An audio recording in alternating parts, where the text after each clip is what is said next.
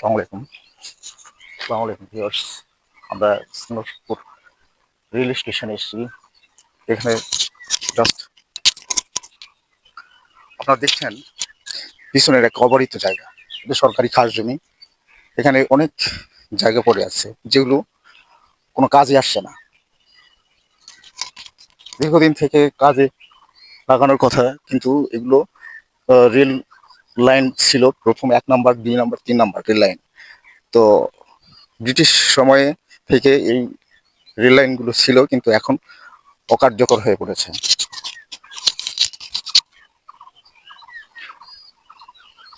বাংলাদেশে ভূমিহীন দরিদ্র মানুষের সংখ্যা অনেক বেশি, কিন্তু এই জায়গাগুলো এত বেশি খাস জায়গা এখানে পড়ে আছে যেগুলো কোনো কাজে আসছে না, যেগুলো কোনো কাজে লাগানো যাচ্ছে না। তো আমার দৃষ্টিতে এখানে কোনো কার্যক্রম হবে কিনা, আদৌ হবে কিনা, যেহেতু ১ নম্বর ২ নম্বর রেল এগুলো এখান থেকে কোনো কাজে আসছে না, কোনো কাজ করছে না। কিন্তু এই জায়গাগুলো বাংলাদেশের ৫৫,০০০ বর্গমাইল এলাকা, একটা ছোট্ট পরিসর। এই ছোট্ট পরিসরে মধ্যে জনসংখ্যা প্রায় ২০ কোটি। তো এখানে দরিদ্র মানুষের সংখ্যা, আমি বলেছি, দরিদ্র মানুষের সংখ্যা অতি প্রকট, ভূমিহীন মানুষের সংখ্যা অতি প্রকট, বেকারত্বের সংখ্যাও বেশি। এর মধ্যেই এই খাস জমিগুলো, সরকারি খাস জমিগুলো পরিত্যক্ত হয়ে পড়ে আছে। আপনারা দেখছেন যে আমার পিছনে বিশাল পরিমাণ এখানে হবে অন্তত ১০ একর জায়গা কোনো কাজেই পরিত্যক্ত হয়ে আছে দীর্ঘদিন যাবৎ, ১০ বছর, ২০ বছর, ৩০ বছর যাবৎ। কিন্তু যেই সকল বেকার দরিদ্র মানুষগুলো আছে, তারা যখনই এগুলোকে ব্যবহার করতে চায়, আপনারা আমার পিছনে দেখছেন যে দোকানপাট, আহ, আহ, করে সাধারণ পাবলিক যারা আছে তারা করে দোকানদারি করে হয়তো, কিন্তু যখনই এই তারা একটা কাজ শুরু করে, তখন রেলওয়ে কিংবা সরকারি ভাবে সেগুলোকে ভেঙে দেওয়া হয়। তো এই জায়গাগুলো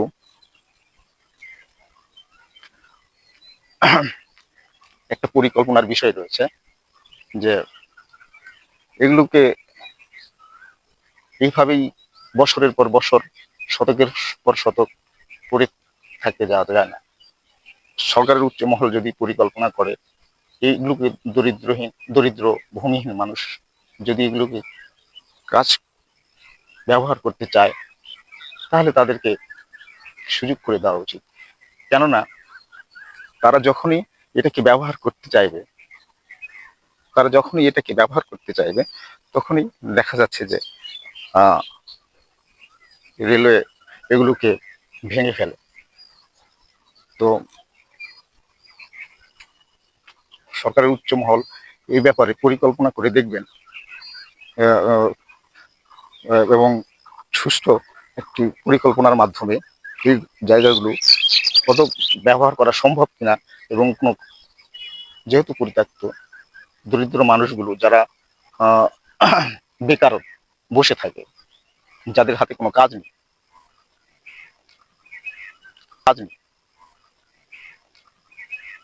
তারা যদি এগুলোকে বসে না থাকে, ব্যবহার করতে চায় এবং কোনো আহ,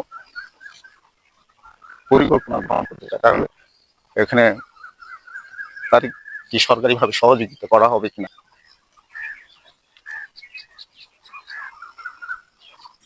আপনারা দেখছেন যে এখানে এর আগে এই সামনের দিকে যেখানে স্টেশন রয়েছে, এই সামনের জায়গাগুলোতে ঘর ছিল, বেশ কিছু জায়গায় ঘর ছিল, কিন্তু ২-৩ বছর মধ্যে সেগুলোকে আবার ভেঙে দেওয়া হয়েছে। পরবর্তীতে আবার সেগুলো তৈরি করা হয়। এভাবেই চলছে।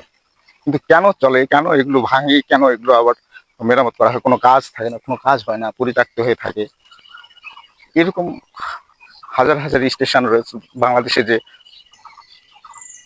শত শত স্টেশন রয়েছে, এবং এই এরকম হাজার হাজার একর জায়গা পরিত্যক্ত হয়ে আছে। আর বাংলাদেশে বেকারত্ব, লক্ষ লক্ষ মানুষ বেকার হয়ে বসে বসে আছে।